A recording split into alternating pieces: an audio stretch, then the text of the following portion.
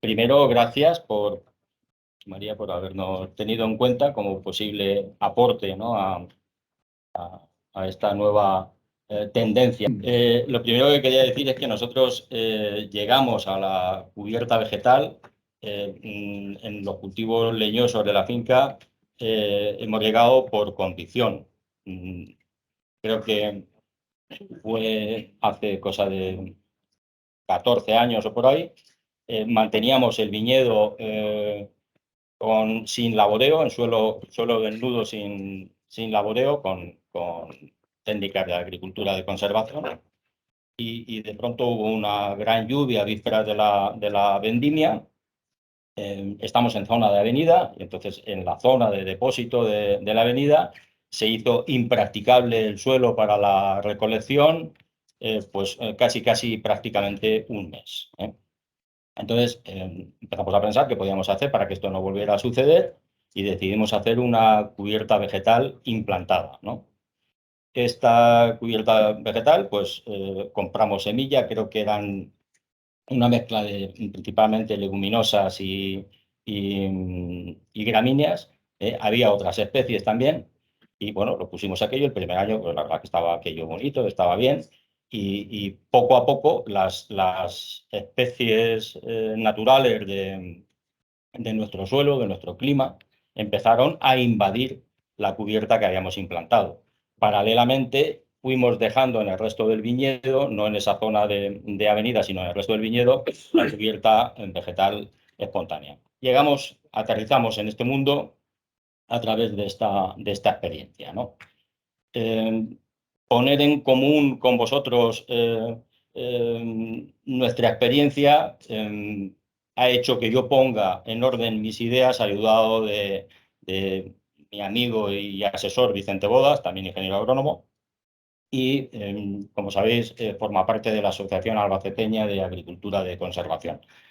Tenemos un representante de dicha asociación, que es Miguel Barnuevo, que seguro que puede aportar bastante más de lo que pueda aportar yo. Vamos a empezar por las ventajas. Después de la fantástica presentación que ha hecho Bienvenido, yo tengo muy poquito que decir. Solo discrepo en una cosa, es que él aboga por las especies sembradas y yo estoy completamente, después de esta experiencia que he contado, claro, mi foco es absolutamente parcial. Yo no tengo una visión global. Yo estoy viendo los llanos y no todo. Nos están esperando en el campo las personas que en sí mismos llevan a cabo la práctica de desbrozado y demás, porque seguro que me vais a preguntar a mí cosas que yo no veo, ¿no? Porque aquello es grande y no es fácil estar en todos sitios, ¿no? Vale, las ventajas, en el primer grupo de ventajas importantes para mí vienen desde el punto de vista agronómico, ¿no? Tenemos iguales o menores costes.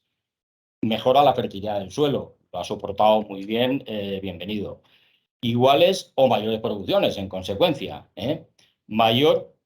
lo que nos indujo, mayor disponibilidad para los trabajos después de una lluvia. No destruimos el sistema radicular de la capa más fértil del suelo. Yo creo que esto es algo también propio de la agricultura de no laboreo. El epipedión, que es donde están el estiércol que echaron los abuelos o que hemos echado nosotros en la implantación del cultivo, la mayoría de los fertilizantes, y propiamente que en algunas zonas tenemos debajo un horizonte petrocálcico que apenas nos deja libre 20 o 30 centímetros del suelo. Si nosotros entramos para eliminar las malas hierbas con un arado, pues es obvio que nos estamos cargando la zona fértil, no la estamos dejando a disposición de las raíces de nuestro cultivo leñoso, puesto que estamos eliminándolas, ¿no? Al igual que en el suelo desnudo con agricultura de conservación, lluvias escasas que no llegan a mojar más de 2 centímetros son aprovechadas, mientras que en un suelo labrado no es así. Vale. También tiene ventajas ambientales. No vamos a abundar en lo que has comentado y soportado sobradamente de la erosión o la fijación de carbono que tan de moda está hoy, ¿no? Mejora la biodiversidad edáfica. Se ha hablado de equilibrio entre hongos y bacterias. Yo tomaba nota, ¿no? ese equilibrio, evidentemente, no es el mismo cuando estamos alterando en la superficie del suelo que cuando permitimos la convivencia de otras especies con nuestra especie leñosa. Abundan lombrices, abundan los propios restos de las raíces de estas adventicias, se convierten en canalículos que permiten y aumentan la infiltración del agua, sino que además volvemos a la materia orgánica y todo lo que conlleva de capacidad de aumento de la capacidad de intercambio catiónico. En cuanto al paisaje, no sé si va a variar el paisaje de La Mancha, pero sería fantástico que variase, ¿no? Sería fantástico. A mí me parece el trabajo que hicieron nuestros antepasados antes de la mecanización, plantando viñedos y olivares, ya fue un esfuerzo que ha dado como resultado un paisaje de por sí más acogedor, más amable que la estepa árida vacía, ¿no? Si además lo completamos con que en las épocas donde nos sobra agua estamos generando esta cubierta que después va a ser quien va a acompañar a todas estas ventajas que estamos diciendo, pues yo creo que tendrá también aspectos en cuanto al paisaje. ¿Por qué labramos? Bueno, yo creo que todos tenemos claro por qué labramos, ¿no? Labramos para eliminar lo que llamamos malas hierbas, ¿no? Y labramos, en el caso de los herbáceos, para favorecer, además de la eliminación de los hijos naturales del suelo, que son las malas hierbas, favorecer un lecho de siembra, ¿no? Y esto ha sido históricamente tan arraigado en nuestra condición de agricultor, que más que agricultor a veces hemos sido labrador, que lo hacemos como el escorpión. Por natural, es que en nuestra naturaleza, labramos porque es que en nuestra naturaleza no podemos ver, es que no somos, si vemos una hierba es que ya nos estamos poniendo malos. Hay que cambiar de paradigma. Tenemos que entrar convencidos en que este camino es un camino que nos va a llevar a un sitio mejor, que no está falto de dificultades, claro que no está falto, habrá muchas, y cada finca será un caso. Creía yo que era el único que tenía conejos, menos mal que hay quien se queja de los conejos también. ¿Eh? Entonces, cada finca será un caso y cada agricultor tendrá que ver cómo se adapta a sus circunstancias concretas. Dar una receta para todo me parece que va a ser muy difícil. No cabe duda de que en el campo hay nuevas herramientas de las que no disponían nuestros abuelos. Hay herbicidas, no sé si son o no compatibles con esto, porque todavía no termino de asimilar toda la información, que por otro lado es cambiante, y aunque has hecho una exposición fantástica, creo que no es esto. Pero en fin, que algunas de las cosas no son compatibles con los ecoregímenes. Por eso está muy bien que hayáis preparado la reunión de esta manera, ¿no? Es decir, oiga, condicionantes legales y que en la práctica, y a ver cómo fusionamos ambas cosas, ¿no? Entonces, aprovecho y digo que aquí, como estaba puntualizando, hay que llegar por convicción. Si además hay una ayuda, miel sobre hojuelas, fenomenal. No vamos a hacerlo, creo que no debemos hacerlo por la ayuda. No vamos a ver cómo podemos pescar la ayuda para mínimamente cumplir y decir que tenemos un sistema, que hemos implantado el sistema de cubiertas vegetales. Creo que no. Creo que la ayuda de verdad es un incentivo y está muy bien que los incentivos vayan dirigidos hacia cosas que son contra nuestra naturaleza, pero que son esencialmente buenas, y lo que debemos hacer es aprovechar la ayuda para equiparnos de aquellos aperos y el aprendizaje necesario para que se perpetúe. O sea, que cuando termine la ayuda tengamos una agricultura un poco mejor que la que teníamos antes de implantar esta nueva técnica, ¿no? Hay nuevas herramientas, en cuanto hablábamos hace un momento de girosegadoras con hilo de nylon. Antes el hilo de acero era un problema porque descortezaba y no podíamos utilizarlo, y esto nos ha dado muchos problemas. Cuando vayáis al viñedo vais a ver que la aplicación, nosotros mantenemos limpio el hilo de plantación con herbicida, y queríamos hacerlo con medios mecánicos. Intentamos, y lo hemos intentado, hemos luchado y he fracasado. Intentamos con un intercepa, primero haciendo una labor, después poniendo una girosegadora que iba y venía, pero que este hilo, como digo, dañaba. Ahora hemos implementado lo necesario para cambiar el hilo a un hilo de nylon. Estamos luchando y no hemos terminado todavía de hacerlo, no terminaremos nunca, ¿no? Entonces, esto tiene que aumentar las revoluciones, ha habido que cambiar el equipo hidráulico, se me pasó la campaña y no he hecho nada. Vais a ver que hay fallo de aplicación, que la deriva del herbicida que echamos contra la coniza y las malas hierbas que en general salen en el hilo de plantación ha sido mayor y acorta el espacio de la cubierta vegetal. Bueno, eso lo vamos a ver ahí como digo, son cosas en las que estamos intentando mejorar, pero cada vez los equipos de maquinaria, la precisión de los sistemas hidráulicos, los sensores y los distintos elementos que la tecnología nos está aportando continuamente a la agricultura van a favorecer cada día más prácticas de este tipo, en mi modesta opinión, ¿no? Ha descrito muy bien, bienvenido, nuestro clima, que yo digo que es mediterráneo semiárido, y ha descrito muy bien la cuestión ecológica, entendiendo ecología como la parte de la biología que estudia la relación entre los seres vivos y de estos con el medio ambiente, no como ideología de ningún tipo, ¿no?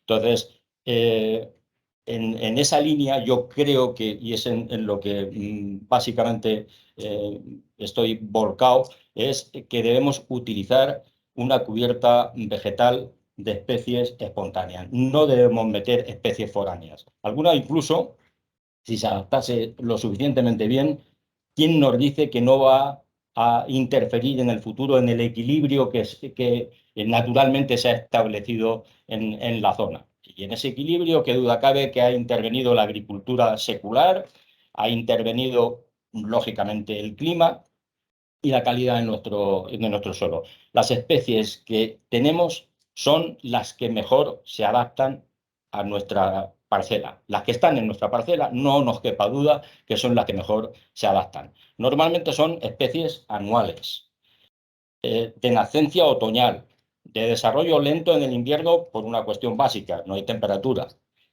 Florecen y fructifican en primavera. Su senescencia y dispersión de semillas es al inicio del verano. Las semillas se quedan en el suelo y tienen sus elementos de dispersión para volver a cubrir el suelo. Eh, Muchas de ellas con efecto de dormancia, lo que hace que el banco de semillas del suelo sea lo suficientemente potente como para que no tengamos que comprar nada que nos traen de Portugal o de otros climas atlánticos que nada tienen que ver con lo que aquí está sucediendo. No es lo mismo llover 800 litros o 500 litros que los 250 que escasamente venimos cogiendo últimamente. Yo creo que hay que apoyarse en lo que la naturaleza nos da, que son las malas hierbas, los hijos naturales del suelo, ¿vale? Vamos a ver, en esa línea podemos pensar en la fertilización. Vamos a ver, estamos compitiendo contra el agua. Ahí está el manejo que tenemos que hacer de la cubierta. Justo cuando vaya a empezar la competencia por el agua, es cuando nosotros tenemos que eliminar la parte evaporativa, la parte aérea de la planta. Si con ello creemos que vamos a empobrecer la reserva de semillas del banco de semillas del suelo, lo que debemos hacer es dejar una franja sin desbrozar al objeto de que semille y vuelva a nutrir ese banco de semillas, ¿no? Eh, Dicho esto, cuento la breve experiencia que nosotros tenemos en la implantación. Durante el primer año, antes del otoño, hicimos una labor preparatoria bien hecha, estilo Tomelloso, bien, un suelo bien preparado, ¿eh? Después lo rulamos, ¿eh? Pasamos un rulo compactador para esconder las piedras. Si había alguna piedra especialmente prominente, pues se ha retirado de la parcela. Todo ello para favorecer una siega o un desbrozado con la menor interferencia posible de elementos gruesos que podían dañar desde el apero en sí a la cabina del tractor. Los cristales de atrás de los tractores van divinamente con las desbrozadoras. Después, estoy completamente de acuerdo que a nadie se le ocurra en los primeros años de implantación de un cultivo, en el momento de la plantación, intentar la competencia con las malas hierbas, porque va a tener retrasos importantes, ¿eh? O sea, también lo digo por experiencia propia. No es que lo intentásemos, pero la lucha contra las malas hierbas en ese momento, en el momento que te descuidas, se marca perfectamente el menor desarrollo de la planta cuando tiene la competencia de las malas hierbas. Creo que es interesante, siempre que sea posible, llevarnos el goteo fuera del hilo de plantación y ponerlo lo más alejado posible si estamos en regadío, lo más alejado posible del hilo de plantación. ¿Esto qué ocurre? Nos va a dar la posibilidad de donde mayor cantidad de materia verde se produce, en el momento que queramos controlarla, la tenemos a disposición para hacerlo de forma sencilla. Creo que es un aspecto importante, ¿no? En secano tenemos que tener especialísimo cuidado de evitar la competencia con el agua. Creo que no nos debe preocupar los aspectos de competencia con los fertilizantes. En los primeros años pudiera ser un inconveniente, pero honestamente, como no estamos exportando nada que provenga de la cubierta vegetal, sino que se queda en el suelo, en definitiva es una cuestión de cuenta corriente. Lo saco pero lo dejo, se ha quedado en el sitio, no tiene que preocuparme. La mineralización, digo que en los primeros años sí que es cierto que va a haber una extracción que va a tardar en retornar, pero no lo sé, eso lo sabrás tú mejor que yo, bienvenido. No sé si al tercer o cuarto año pueden darse por consolidados procesos de mineralización. Al tercer año me está diciendo procesos de mineralización que están retornando al suelo los elementos que hemos robado para este capricho de la cubierta. Con lo cual, en el aspecto en este aspecto creo que no debemos tener ningún problema. En cuanto al mulching, que también está, o sea, el aporte yo de verdad me parece un atraso traer materia orgánica de otro sitio, que no cabe duda que no es de la ciudad, de la gran ciudad, ni del asfalto, que es del propio campo. Oiga, no me traiga usted algo que le hace falta a quien se lo termina de quitar, sobre todo si es el mismo dueño de la finca. Se ha puntualizado también el valor del suelo. El verdadero patrimonio de una finca es su suelo. Eso es absolutamente así. O conservamos el suelo en cuanto a mantener su fertilidad, en cuanto a evitar la erosión, creando incluso los típicos rastrillos que ya desde antaño se venían haciendo, reforzar ese tipo de actuación, que guarden el suelo, que es el verdadero patrimonio de la agricultura, de una finca en concreto, el verdadero patrimonio es el suelo, ¿eh? Entonces, en todo lo que vaya en la línea de mantener el suelo, hay que apoyarlo, ¿eh?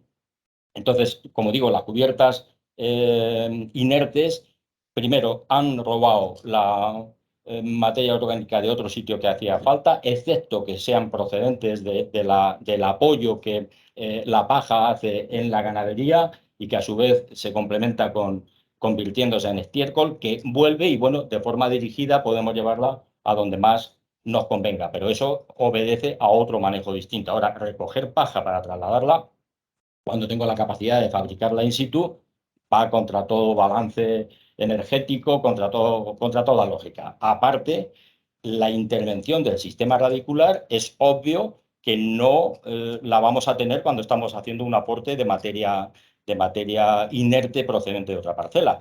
Yo creo que es tan importante, no solamente en cantidad, sino en calidad de la ubicación de esa materia orgánica, que está o sea, perdón, sí, lo digo bien, de esa parte de cubierta que no la vemos y que está metida en el suelo, como decíamos antes, favoreciendo la estructuración y la creación de canalículos y la vida propia del suelo.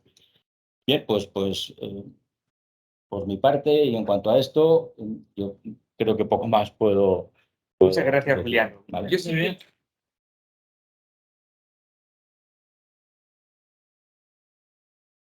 hemos hablado previamente de algunas cosas. Para mí, un detalle importantísimo que me contó y que me convence, que quiero que nos lo diga, es cómo consigue la implantación de la vegetación natural quedándose solo con las gramíneas. O sea, ¿cómo me quito del medio lo que no son gramíneas? Pues mira, te quitas del medio lo que no son gramíneas actuando con el desbroce en el momento conveniente. Y yo diría que si utilizamos las herramientas, me quedo al margen de lo que se permite y lo que no se permite, insisto que no lo tengo claro. Pero, por ejemplo, pensemos en una población de especies tipo Cirsium o cualquier cardo que puede resultar, volviendo al viñedo, que puede incluso dificultar los trabajos manuales que se hacen entre líneas para transitar por ellos. Pues es sencillo, una vez que han terminado las gramíneas, y después de triturar va a quedar verde. Oiga, pase usted, hecho un pase de glifosato y se está cargando todo lo que en ese momento esté verde y que no nos conviene. ¿Habría alguna cosa que nos conviniera? Pues seguramente sí. Pero si está verde después de que hayamos triturado la cubierta, seguramente no nos conviene porque va a entrar en franca competencia con nuestro cultivo. Esa puede ser una forma sencilla de hacerlo. No digo más si estuviera permitido, que lo ignoro, algún herbicida específico de hoja ancha. En el caso del viñedo, me consta que no lo tenemos. No podemos utilizar un MCPA, ni un 2,4-D, ni cosa parecida. Pero si hubiera otro cultivo donde está permitido, pues una forma directa y clara de invertir la flora. O sea, utilizar nuestra flora y adaptarla a nuestras necesidades. Estamos haciendo una inversión de la flora en favor de nuestro propósito, ¿no? Se me ocurre esa, por ejemplo. Vale, vale. ¿Vale? Que creo que era una pregunta que todo el mundo está haciendo, ¿no? Hay una cosa que a Implantarlo mí natural. me preocupa y que seguramente muchos de vosotros lo habéis pensado y que nadie mencionamos, porque parece que cuando se presenta algo nuevo todos queremos destacar lo bueno y no hay nada malo. A mí me preocupa muchísimo el tema de los incendios, ¿eh? O sea, dejar una cantidad importante de materia vegetal seca en medio de un cultivo leñoso. Bueno, pues yo creo que lo prudente sería, cuando menos, tener un cortafuego de vez en cuando, ¿eh? O si estamos cerca de una carretera, además, crear una franja cortafuego para evitar que en un momento dado, es verdad que no va a ser tampoco al estar triturado y normalmente pegado al suelo, no va a ser un incendio con llamas que veamos desde lejos, ¿no? Pero sí que va a caminar por debajo y que puede comprometer en un momento dado la viabilidad del cultivo. Entonces, es algo que tenemos que tener en cuenta a la hora de abordar este sistema. ¿Vale? Respecto a la pregunta que hace de si se podían echar fitosanitarios en las calles del cultivo, no se puede con la redacción actual, lo cual no quiere decir que de cara a abril del año que viene, y en función del acogimiento y de cómo se den los ecoregímenes este año, hay que hacer propuestas de cambio y propuestas de mejora. Entonces, no estoy diciendo que en la próxima campaña se vayan a permitir, pero sí que a lo mejor un estudio o unas sugerencias bien estudiadas en la experiencia sobre en qué casos sí habría que poder aplicar según qué tipo de fitosanitario, podemos hacer ese trabajo para que se vaya mejorando la redacción, porque al final lo que tenemos que hacer es ajustar la realidad a la norma y la norma a la realidad, o sea, ambas dos que vayan confluyendo. Sobre todo porque efectivamente estoy de acuerdo contigo con que tiene que ser por convencimiento, pero es que hay gente que le falta un paso, o sea, le falta un paso y las políticas públicas a veces te animan ese paso. Yo recuerdo la ecológico, lo hablaba con mi compañera Cristina, cuando salieron las ayudas de ecológico, ¡buah, qué barbaridad, ecológico! Y ahora hay muchísima gente que hace ecológico, que entró por la ayuda y ahora están convencidos. Entonces, bueno, por aprovechar estas políticas públicas y que esta serie de experiencias nos tienen que valer a todos para proponer en abril, es que en abril del 23 es cuando hay que hacer la propuesta de mejora de esta norma de corregímenes, un poco por dejarlo encima de la mesa y por saber que te vamos a pedir ayuda en el tema. Bueno, que podré aportar poco, pero lo poco que pueda, contar contigo. Por supuesto. Bueno, que sepáis que Mar Nuevo tiene la culpa de que organizáramos esto aquí, ¿eh? Fue el primero que nos sugirió a Julián y el sitio y todo. Buenos días, soy Miguel Barro, de la Asociación de Agricultura de Conservación. En relación a este último tema, es que entra con la legislación sin experiencia. Sepáralo un poquito. Estáis comentando el tema, sobre todo, de utilización de herbicidas en la línea y de utilización del glifosato con la cubierta. Este tema se estudia mucho en Francia, porque se intentó prohibir el glifosato hace ya casi 4 años, por la promesa electoral de Macron.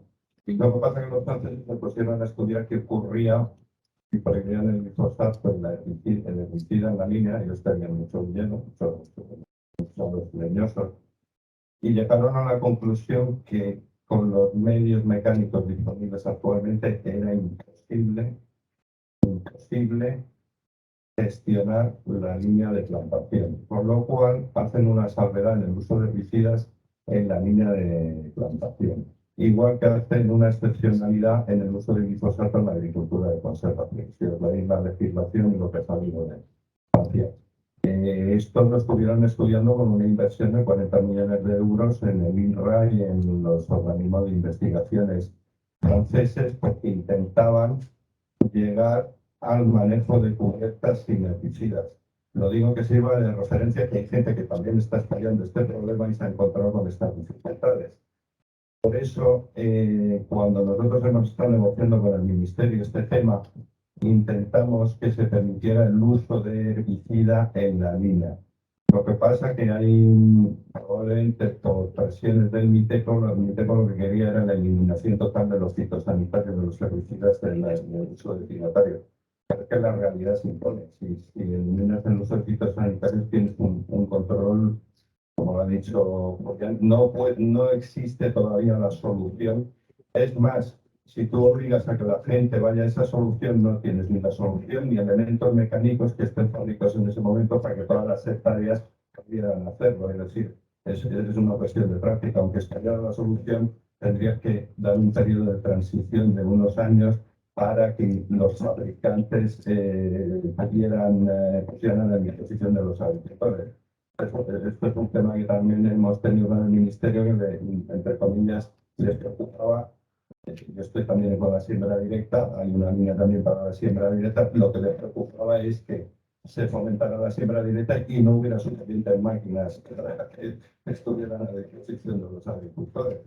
Es un tema que vamos a entrar en 2 años de transición, y en función de la incorporación que haya verdadera de gente a esto, habrá una respuesta. En teoría, las fábricas de máquinas de siembra directa, no hablo en el tema de cubiertas, sí nos han dicho que tienen esa capacidad de reacción. En el caso de cubiertas, la solución todavía no está, con lo cual todavía no hay ni siquiera máquinas específicas para esa solución. Que lo tengáis en cuenta a la hora de los debates, que en teoría ahora el ecosistema no permite el uso de herbicidas. La calle sí está solucionada, pero la línea de plantación no está solucionada. En la línea de plantación, sí. Excepcionalmente. No, vamos a ver. O sea, donde no se puede es en ese 40% de anchura de la calle de Copa, ahí no se puede poner ningún tipo de fitosanitario. Pero en las líneas de plantación, sí. Comentar otras cuestiones. Pero bueno, yo hablo del problema, perdón, del tratamiento en la propia cubierta. En la propia cubierta. Me ha preocupado, lo siento, que lo primero que ponen las cubiertas que lo mejor existe una implantada. No, sí, que ya la presentación. Bueno, eso es lo que decía Francesco. Yo no lo he dicho por boca de otros. Os comento el tema de espontáneas o sembradas. Yo lo de sembradas, la primera vez que lo oí fue el otro día en Tomelloso, ¿vale?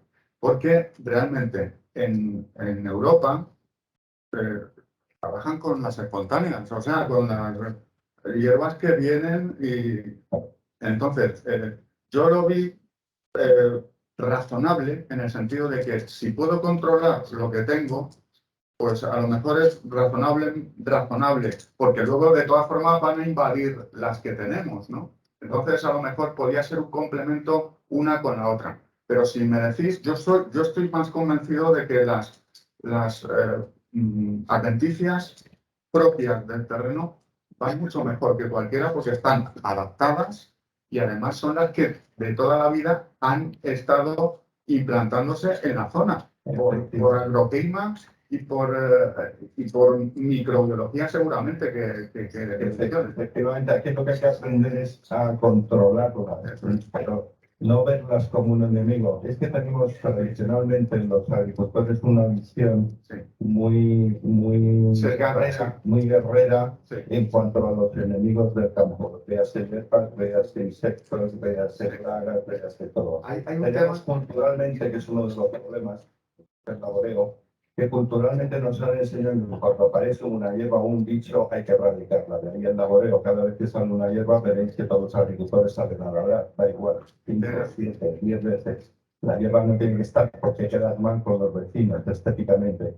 Ese cambio de mentalidad es importante, que tú de repente no ves la hierba igual y no ves las cubiertas igual y no ves los rastrojos igual. Vosotros ahora os pasaréis por el campo y veréis todos los campos súper labrados. Y de vez en cuando veréis alguno que no está labrado, que está rastrojo, que tiene hierba, que ha tenido hierbas de verano. Y la imagen que tenéis todos es que ese tío es un desastre. Porque es lo que nos han enseñado y culturalmente llevamos todos en la cabeza. Cuando le das la vuelta a la cabeza, eso de repente lo ves. Qué barbaridad ese tío que está labrando y yo qué bien me va con mi cubierta porque estoy conservando mi banca. Mi experiencia, además que ha hablado Julián en cuanto al tema de inundaciones y de infiltración, es espectacular la transformación que tiene el suelo cuando llevas ya 15 o 20 años. Los problemas son esos en los 4 primeros años que no tienes ni idea. Yo cuando empecé puedo decir que no había ni técnicos. La suerte que tenéis ahora es que hay mucha gente que ya está experimentando, que tiene técnicos y que te puede adelantarte los errores o las consecuencias que va a haber. Cuando empecé yo cometí muchos errores en la tienda directa, que es muy parecida a la filosofía. Por ejemplo, habéis comentado una cuestión de fertilización. Es evidente, cuando tú empiezas a dejar biomasa en el suelo, se activa una actividad microbiana para comerse esa biomasa que se consume, entre otras cosas, el nitrógeno del suelo. Entonces, de repente tienes un déficit, pero tú, como nadie te lo ha dicho, que se has echado menos nitrógeno, tienes menos producción y crees que eso va mal. Luego, cuando 10 años después te han dicho, oye, que pasaba esto, que tenías que haber echado un 10, 15, 20% más de nitrógeno, no hubiera tenido ese déficit. Pero también lo que sí os digo es que a los 4 o 5 años cambia el funcionamiento del suelo, la estructura del suelo cambia. El tema de pases, la traficabilidad cambia, que tú de repente puedes pasar, incluso dejes de llover. Y se me demuestra que yo cuando siembro la directa, ahora ha habido lluvias, la gente ha tenido que parar 4 días y el segundo día está sonando. No es una cuestión. Pero por favor, en el tema de la implantación de cubiertas, habéis visto que el coste de la siguiente para sembrar esa cubierta es muy alto. Aquí os tenéis que comprar una máquina de siembra directa estrecha que no existe en el mercado para hacer esa cubierta implantada. Es decir, mi opinión es que penséis ya directamente en una cubierta espontánea y ahí es donde empieza el juego y además cada año va a ser diferente, como sabe Julián. Hay años que llueve en un momento dado, aquello se acelera, aquello se frena, te entran dudas. Pero eso va a depender un poco de que abordéis el tema desde un punto de vista, os diría, optimista. Es decir, no es un problema. Y sobre todo la mentalidad es que no lo vas a solucionar ni labrando ni con los métodos clásicos. Es cambiar la mentalidad. Y tiene solución. Tiene solución. Pero requiere y también serenidad, porque una de las cosas que nos pasa es que nos entra el pánico, sobre todo cuando hay vecinos que lo tienen todo mal limpio, más tal, y tú de repente dices, ahí va, empiezan a echar herbicida o empiezan a echar fitosanitarios y al agricultor le echan cañero y hace lo mismo que el otro sin reflexionar. Y igual no tiene ni hierba, pero se pone a echar herbicida, o igual no tiene oidio, o no tiene ningún, pero mira al otro echando. Es decir, hay que tener calma y sobre todo tener gente, asesores a tu alrededor que te orienten y analizar sobre todo las causas de lo que está ocurriendo, porque es lo que te permite tener opción de solución. Bueno, gracias. Vamos a abrir el turno de preguntas y de contestaciones. ¿Algún comentario? Sí, es un comentario solamente. Vamos a ver, el dejarlo al albur de lo que venga también tiene peligros, en el sentido de que hay ya adventicias que no son de nuestra zona. Entonces, por ejemplo, la coniza es canadiensis, que es de Canadá. O sea, que es una adventicia que se trajo en su día y que no es propia de un clima mediterráneo ni de nuestro clima, y sin embargo está en todas las cunetas de las carreteras y en todos los cultivos. Es que la coniza es algo horroroso, que ni mucho menos incluso con herbicidas se puede... El glifosato se lo come como nada, o sea que no lo mata. Tenemos la ventaja, y esto va en esa dirección. No, sí, tengo buena voz, me oye. Bueno. No te preocupes. La ventaja de que la coniza prolifera especialmente en suelos desnudos. Una cubierta vegetal en sí mismo no es un suelo desnudo. Cuando pretendemos mantener, lo estoy haciendo, limpio el hilo de plantación, el hilo de plantación lo pretendemos mantener con herbicidas, llegamos a un suelo desnudo. Entonces estamos entrando en un círculo vicioso. O sea, limpio porque tengo coniza, me obligo a echar herbicida porque tengo coniza, y vuelvo a dejar el suelo desnudo, con lo cual la coniza vuelve a ser el problema. Por eso digo que estamos intentando avanzar en el sentido de la girosegadora, que simultáneamente lleva detrás una desbrozadora y delante con hilo de disco. Es la prueba que nos queda pendiente. Y luego otro tema, la grama. La grama es otra hierba que, bueno, es espontánea, esta sí es autóctona, lamentablemente, pero tiene cosas buenas a la hora de penetrar en el primer horizonte, de crear nuevos canalillos, y lo que pasa es que luego es tan agresiva que es que te está machacando tu propio cultivo, y encima luego cuando lo quieres sacar ya es tarde. Ya es tarde porque tienes que levantar toda la cubierta vegetal porque se ha apoderado de toda ella, ¿no? Entonces, por eso que cuando nos dijeron lo de la siembra, lo veíamos, digo, a lo mejor puede ser, pero realmente las adventicias están ahí, las van a colonizar sí o sí, se van a apoderar de las que tú implantes, y por tanto a lo mejor puede ser un gasto innecesario. Perdón. Bueno, no, si es abrir el debate, las preguntas. No sé si se han aclarado, creo que sí, muchas cosas, pero seguirá habiendo dudas. ¿Alguien se anima?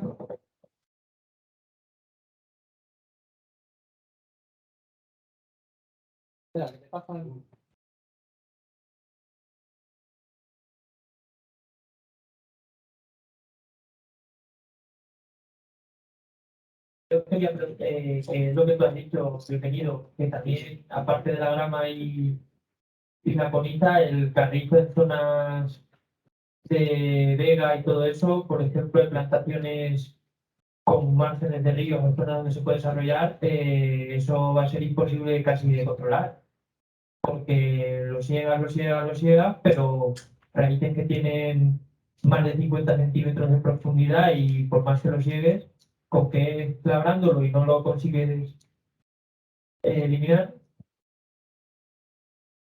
La única herramienta ahí pienso que sería el glifosato, ¿eh? Yo creo que la única herramienta sería el glifosato. A alta dosis y en el momento idóneo. Con movimientos de savia descendentes vas a conseguir más que labrando, que a veces labrando lo que hacemos es que extendemos los rizomas en el resto de la parcela. Sí. No me puedo creer que ya esté todo claro. Supongo que habéis cambiado de opinión muchos de lo que traíais, ¿no? A ver. No, venga, va, ahora, y ahora una parte te cuento yo y otra la tiro, lo ¿vale? mismo complementar. A ver si te vas a acordar. Avisando ya desde hace más de 5 años. Pero, bueno, Estamos echando, ¿no? este es un tema Perfecto. de que Están pescando. la revisión de las materias activas actualmente es un hecho, nos están dejando prácticamente sin alternativas en muchos de los casos, y el tema del glifosato está perdurando en el tiempo por lo que te dice. Lo que pasa es que tarde o temprano se va a caer, me da la sensación, porque esto es un tema de que países estén detrás de ello o no están detrás de ello, y también casas comerciales estén detrás de ellos o no. El Roundabout, que es bueno, es una multinacional que es Monsanto, de Monsanto o Bayer o Monsanto. Es que como hubo ahí absorciones, Como hay absorciones es lo mismo. Bueno, entonces el glifosato quizá tenga los días contados, pero están habiendo moratorias, ampliaciones de una forma casi anual, bianual, porque al final tiene que haber como una especie de informe para quitar esa materia activa, y también ponerle el cascabel al gato es complicado, ¿vale? Y ahora mismo hay dos tendencias. Me parece que 2 o 3 países por los cuales no se decanta para un lado o para otro, ¿vale? Pero en cuanto esos 2 o 3 países cambien de gobierno, cambien de historia o cambien de gente que lleve sanidad vegetal en ese país, puede cambiar en un momento dado el glifosato y desaparecer. Esa es la opinión que vemos desde cooperativas, ¿vale?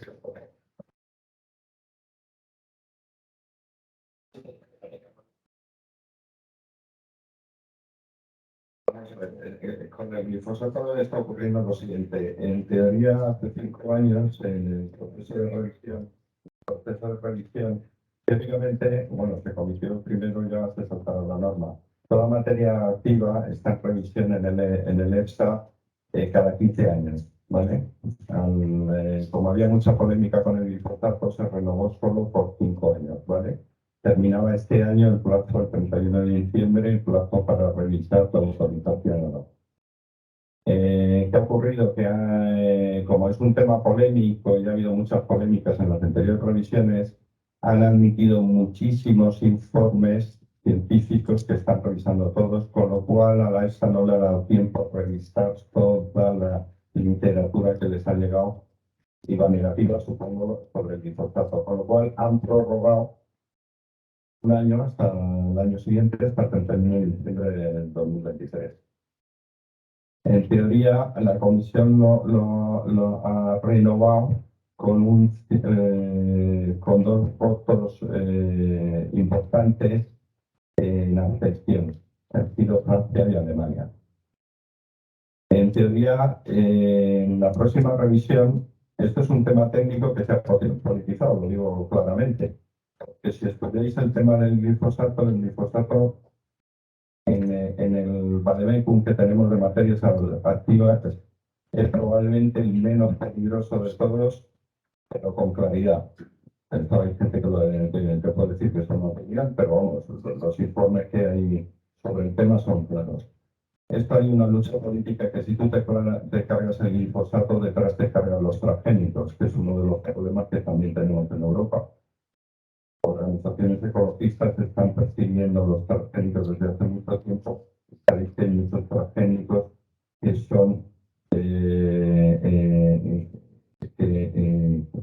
son resistentes al glifosato para cargarse otra vez. Si te cargas el glifosato, te cargan los transgénicos en mi parte. Pero es que el problema es que no hay sustituto eficaz para eso. Y en Francia, probablemente en la siguiente votación, ha habido elecciones en Alemania, lo sabéis, que en Francia Alemania probablemente va a votar que no, pero Francia probablemente va a votar que sí en esta renovación, con lo cual probablemente seguirá el glifosato. Que sepáis que hay unos estudios de impacto económico de la prohibición del glifosato en Francia serían de un coste añadido a la agricultura de 3.000 millones de euros anuales, y en España de 2.000 millones de euros anuales, casi la mitad de la PAC. Es decir, si prohíben el glifosato, el coste que tendríamos para manejar nuestros cultivos se incrementaría en esos 2.000 millones. Esa es la parte económica. Y la parte técnica es que, en teoría, con los informes que ha recibido hasta ahora la EFSA, el glifosato se tendría que aprobar, pero el problema de esto es que no lo aprueba la EFSA, lo aprueba la Comisión Europea, que es un organismo político en el que ya no entramos en las características, ventajas, desventajas del producto, sino ya en una cuestión política. Y yo creo que ahí es donde está un poco la duda. De hecho, cuando el Ministerio ha apoyado estas medidas de cubiertas y de siembra directa, lo ha hecho con un resquemor muy importante, porque el glifosato es importante desde el punto de vista que abarata mucho estas técnicas. Si tú te vas a otra gestión con otros herbicidas, el incremento en siembra directa de sustituir el glifosato, que nos cuesta más o menos unos 20-30 euros hectárea año, incluida la aplicación, o 40 dependiendo de se dispararía para manejar esta tierra, digo, haciendo siembra directa sin lograr, a unos 150-200 euros hectárea, con varias aplicaciones. Tienes que controlar ancha y hoja estrecha. Luego temas específicos de mala tierra. Es decir, haría prácticamente inviable estas técnicas. Esto es cierto, desde el punto de vista económico. Muchas gracias.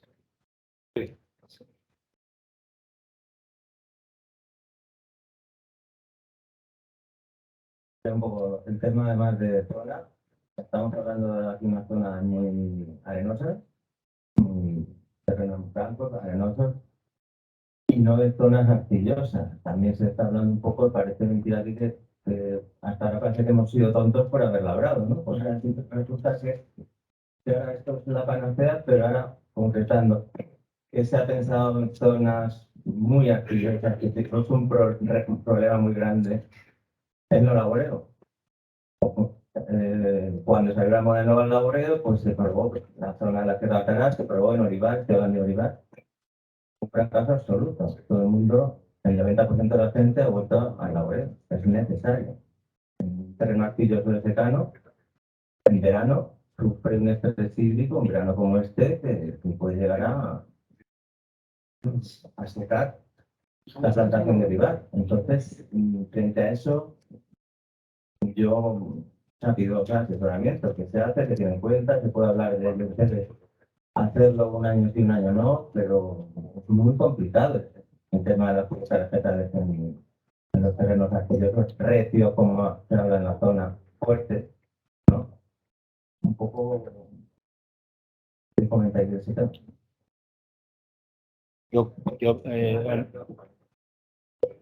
Cosa clarísima, sobre todo, la correlación de un terreno labrado en el rendimiento orgánico es salvaje. Y este año hemos tenido ya analizado, hecho un estudio y es salvaje. Estamos hablando de rendimiento graso de 3-4 puntos más de terrenos labrados a no labrados. Es la primera vez que oigo esa connotación de suelos arcillosos o no arcillosos. Por supuesto, no sé si de mi pequeña exposición en algún momento he podido caer en la ignorancia de despreciar el laboreo, ¿no? Eso sería una falta de respeto a nuestros antepasados en general. No había otra forma de hacerlo. La tecnología hoy permite trabajar sin lecho de siembra con las máquinas de siembra directa.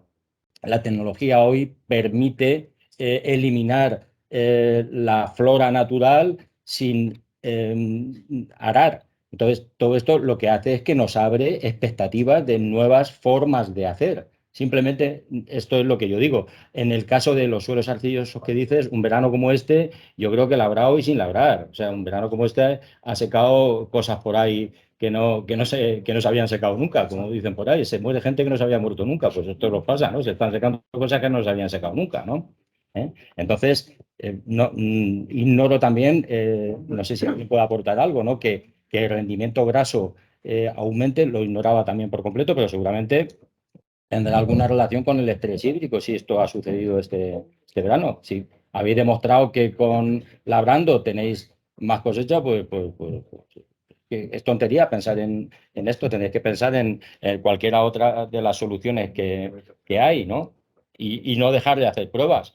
Yo, en particular, en Toledo también trabajo sobre suelos arcillosos y tengo sin labrar, pues, ¿cuánto, José María? Más de 30 años, ¿eh? Y no hemos notado esas diferencias. Allí no hay nadie que labre ya. Allí sí es, aquellos suelos son, como dicen los franceses, de 2 días, ayer y mañana, nunca es el día de labrar. Y se ha padecido muchísimo anterior a la implantación de la agricultura de conservación y suelo desnudo con herbicidas, hemos padecido mucho, ¿eh? Hemos roto muchas raíces intentando labrar más hondo, hemos tenido mucha invasión de mala hierba que no hemos sido capaces de controlar y, por supuesto, las recolecciones las recuerdo penosas antes de la implantación de esto, donde llueve y al día siguiente puedes ir a trabajar y son suelos arcillosos, por encima del 35% de arcilla. O sea que, Yo me quedaría con la experiencia Claro. de cada sitio y por tanto, aunque sean arcillosos, Claro. no son absolutamente iguales, pero evidentemente esto hay que probar. Y todo el mundo probando Claro, es como... claro. No. ¿Sí? Yo quería plantear aquellos agricultores y técnicos que asesoramos en agricultura ecológica, que llevamos practicando una agricultura ecológica 20 años, ahora el combinarlo con este mantenimiento de cubiertas vegetales nos puede suponer un problema porque ese glifosato del que estabais hablando, ese herbicida para el control de malas hierbas, en agricultura ecológica no se puede utilizar, con lo cual nos supone un sobreesfuerzo aquellos agricultores o técnicos que creíamos o que creemos en una agricultura ecológica y ahora el intentar implantar este tipo de sistemas pues, nos supone un problema, creo yo, porque el tema del glifosato, como estamos hablando, como alternativa, nos limita a que solamente podemos utilizar prácticas culturales de manejo, de desbroce, de intercepas y poco más. Entonces, quería saber la opinión de la mesa o incluso del representante de la asociación que nos acompaña, a ver qué opinan de ello. Yo, en mi opinión, a vosotros no os ha cambiado nada, o sea, no disponíais de esa herramienta. Bueno, ya os habéis adaptado a trabajar sin ella, bendito sea Dios. Los que van a sufrir son ellos, que tendrán que... Con labrado. Claro. Pero ahora no podemos utilizar el labrado. Pero bueno, pero vas a tener otra línea de ayudas vía agricultura ecológica, ¿no? Seguramente por encima, ignoro, ¿no? Sí, Claro, va a haber. vas a tener otra línea de ayudas distintas que o sea, no vas a tener necesidad de cambiarte Bajas un 23%. ¿eh? Bajas un 23% el importe de ayudas directas. Si quieres llegar al mismo nivel, tienes que hacer el resumen. Sí, pero luego la agricultura ecológica se refiere que tiene otra ayuda. Claro. Ya la estaba. ¿Por ahí alguna experiencia con ecológico? A ver, Que no lo sustituye. Sí. matizar y después apuntar para mejorar las normas para hablar con lo de... Primero, no hay malas hierbas. No hay malas hierbas. Hay hierbas que acompañan a los cultivos, que quede claro. No hay malas hierbas. Hay hierbas que acompañan a los cultivos. Evidentemente, el suelo hay que recuperarlo. La dificultad que existe en recuperar los suelos es tremenda. ¿Por qué? Porque las aportaciones de materia orgánica que se han venido haciendo hasta ahora han sido nulas, malas, deficientes y etcétera, etcétera, etcétera. ¿Vale? En primer lugar, todo eso. En segundo lugar, cuando proponemos una mejora de ese suelo con las plantas que acompañan al cultivo, no malas hierbas, plantas que acompañan al cultivo, mi profesor de agricultura ecológica así lo definió y así es, hay que incorporar a ellas para ayudar a aquellos que nos echan una mano en los cultivos. Hay que incorporar plantas que produzcan flores para que aquellos cultivos que necesitan entomología para polinizar lo tengan. Y los anemófilos y ya de su cuenta. Con lo cual hay que incorporar a esa lista de plantas que incorporan en el suelo, fijan el nitrógeno y demás cuestiones, plantas que sean melíferas. ¿Por qué? Porque estamos dando un beneficio a aquellos cultivos, etcétera, etcétera, etcétera, que necesitan de ese tipo de flores. Con lo cual, a ese tipo de hierbas que nosotros dejamos y actuamos en la forma que sea, la medida que sea, a la época que sea, conforme al cultivo, conforme al suelo, se incorporen plantas melíferas para ayudar a esa gente. Evidentemente, si procedemos a ese tema, debemos de exigir una ayudita más a aquellos que estamos ayudando a los demás, porque la miel normalmente le gusta todo. Había que hacer eso. Bien. Más cosas. Hay herbicidas naturales que no hace falta el glifosato. Lo único que falta es voluntad de hacer las cosas bien. ¿Cuál es ese herbicida natural para cultivo ecológico? El ácido acético. Se acabó. No hay más. El ácido acético elimina toda la planta que sea verde y toque. Con lo cual podemos mantener la situación controlada en las líneas, en medio, donde sea. Y ese producto no es tóxico, no es residual, es biodegradable.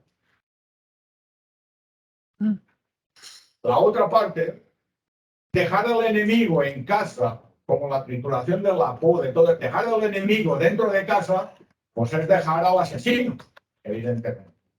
En primer lugar, hacer hincapié en que los que tenían que favorecer que eso no se produjera, viene de la base del vivero.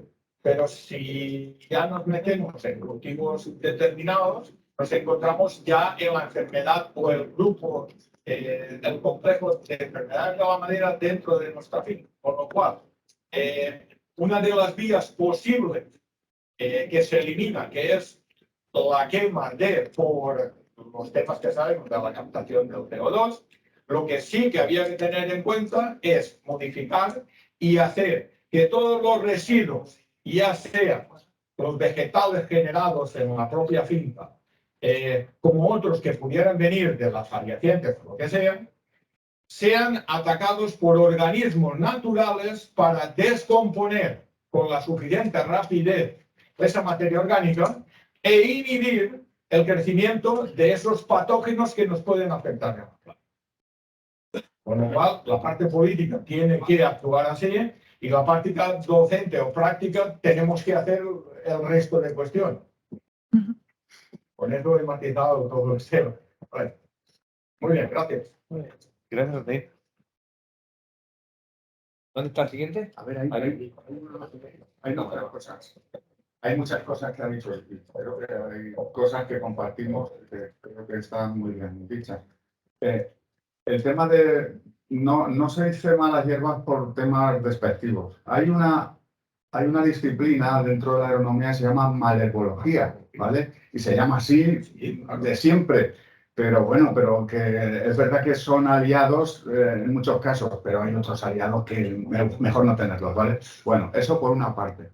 El tema de del complejo hongo de madera, yo creo que ya lo hemos dicho todo, ¿vale? Y el tema del compostaje. El compostaje es la mejor forma de eliminar cualquier patógeno a la hora de, como hay una fase termófila en la que se elimina absolutamente todos los microorganismos patógenos, porque se le hace como una pasteurización natural, ¿vale? Entonces, pero el compostaje directo en campo es muy complicado. Y si no aireamos un poco como nos lo está prohibiendo la consejería en este momento, es difícil de hacer un compostaje in situ, ¿eh? También lo aviso. Y luego los temas del acético, yo no tengo conocimiento de que sea un herbicida, pero bueno, no sé, a ver quién se atreve a trabajar ese tema y investigarlo, ¿no? O sea, hay investigaciones en Canadá sobre ese tema, en los cultivos de manzanos y demás, hay investigaciones. Y además creo que en España hay algo por medio sobre la utilización del acético de forma parcial, como estamos hablando en la propia línea. Hay cosas hechas. vamos prosperando por el buen camino siempre y cuando ese tema que dice bienvenido del compostaje en el suelo, evidentemente hay que aprovechar un momento determinado con organismos aceleradores de la descomposición. Eso sí que hay que utilizar. Muy bien, estupendo. Quiero decir una cosita, los barbechos melíferos ¿Sí?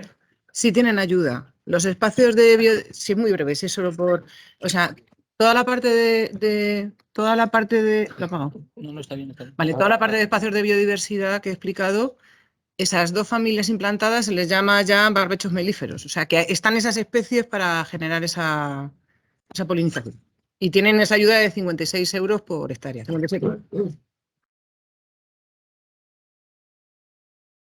Buenos días, soy Raúl, soy ingeniero agrícola y quería comentar que yo también tengo experiencia de cubierta vegetal durante 30 años y el año pasado con la sequía extrema que tenemos en la zona de Valdepeñas tuve que pasar a un mínimo laboreo, 2 fases, hablo de experiencia en olivar, porque efectivamente se notaba perfectamente el estrés hídrico de la planta, son riegos de apoyo de muy poquito volumen. Y desde que el año pasado se reconvirtió un mínimo laboreo, 2 fases anuales, pues la planta ya ha recuperado cierto verdor y efectivamente también hay 2-3 puntos de grasa menos en las mismas condiciones y con la misma dotación de agua cubierta vegetal por ser semilaboreo. Que ya hace hincapié que volveré otra vez a la cubierta vegetales, pero una vez que pase la sequía que tenemos cuando tengamos años de cubierta normal. Pero en este periodo se ha comportado muchísimo mejor el mínimo laboreo con respecto a la cubierta vegetal que se estaba controlando en el momento que se tiempo de cultivo. Quería hacer hincapié en eso.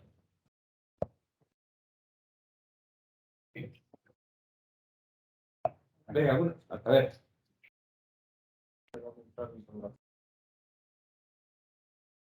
En relación a lo que acabáis de decir, es que el clima nunca es igual.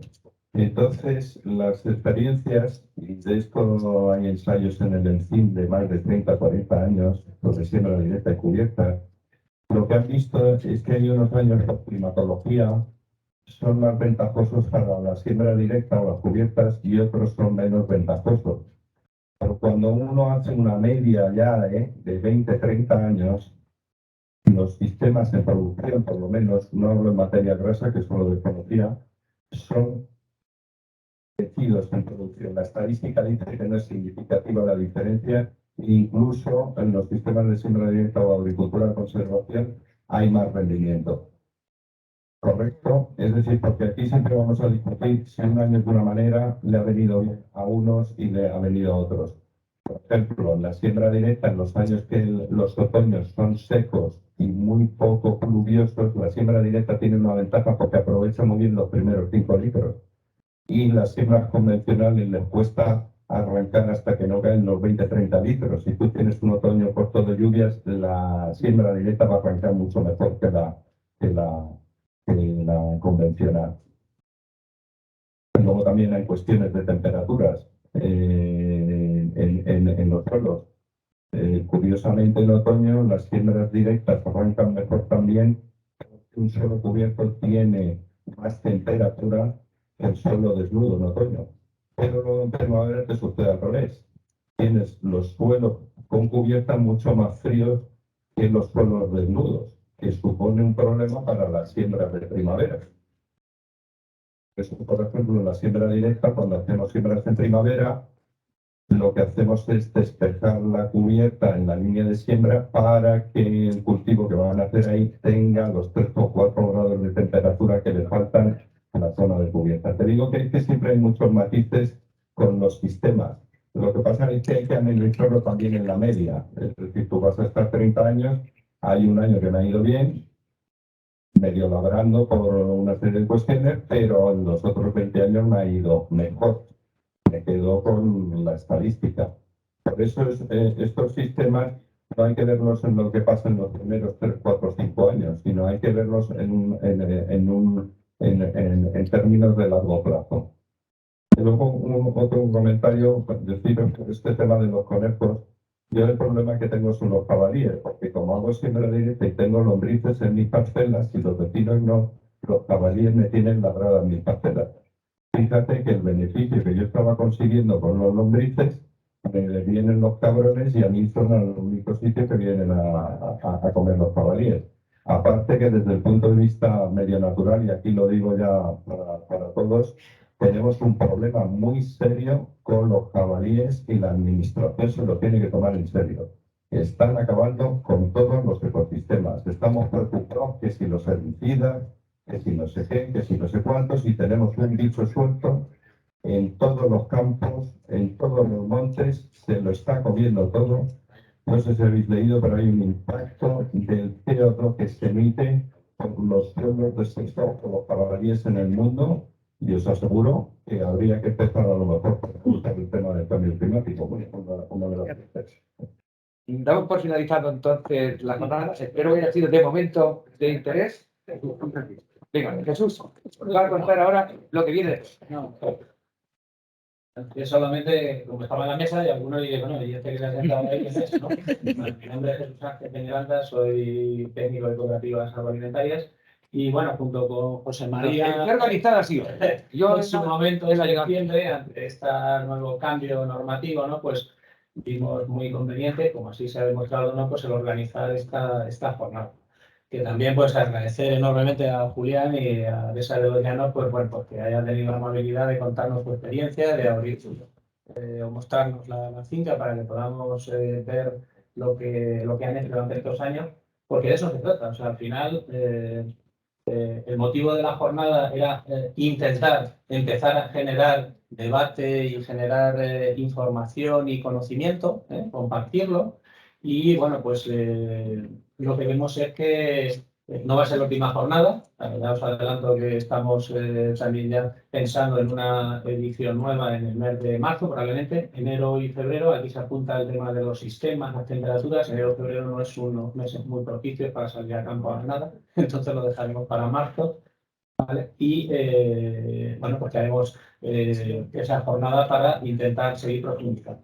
Desde cooperativas ya también hemos lanzado una propuesta a los técnicos de las cooperativas, de todo aquel que esté interesado, pues el crear como una red de interés en cubiertas vegetales, porque creo que lo que es fundamental es el compartir conocimiento, experiencias y conocimiento. Y ese es el punto clave que yo creo que también nos toca abordar en los próximos años. Si queremos que la administración haga algún cambio, porque bueno, aquí se escriben cosas y se escriben. Se han escrito unas como podría haberse escrito con matices otras distintas. Pero hay que ir con argumentos y con criterios, y no es muy difícil que vayan a cambiar nada, ¿no? Entonces yo creo que ese trabajo que podamos entre todos construir, yo creo que entre todos, los técnicos de cooperativas, todas las fincas, pagos, o sea, toda la experiencia que hay acumulada, hoy estábamos aquí, yo cuando me sentaba digo, hay más conocimiento allí que aquí. Son más, por favor. No, pero bueno, pero que la clave, bajo mi punto de vista, es eso, que aprovechemos el potencial que todos juntos sí que tenemos y que de forma individual pues es mucho más complicado, ¿no?